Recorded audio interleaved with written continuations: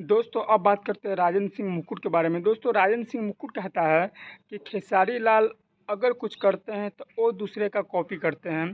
लेकिन दोस्तों मैं बोलना चाहूँगा राजेंद्र सिंह मुकुट, अगर खेसारी लाल यादव नहीं बोलते हैं तो इसका मतलब वो नहीं कि उन्हें बोलना नहीं आता। बोलेंगे तो फिर तुमको चुप करा देंगे। इसीलिए बेटा तुम चुप रहा कर यार। हट यार, क्या बोलता रहता है यार तू फालतू वाला चीज़ सब यार। मतलब सेंस होता है, कॉमन सेंस वो लगा कर तू वीडियो बनाया कर।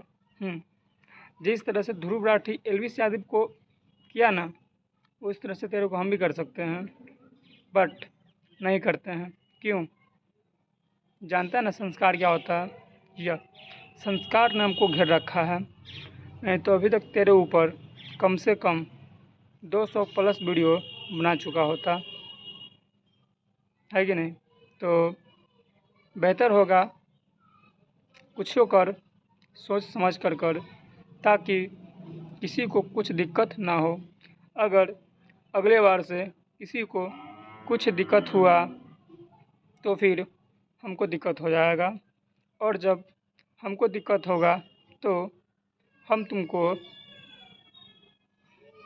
समझदार है तू, इशारा से समझ गया होगा कि what do you want to I say. Okay.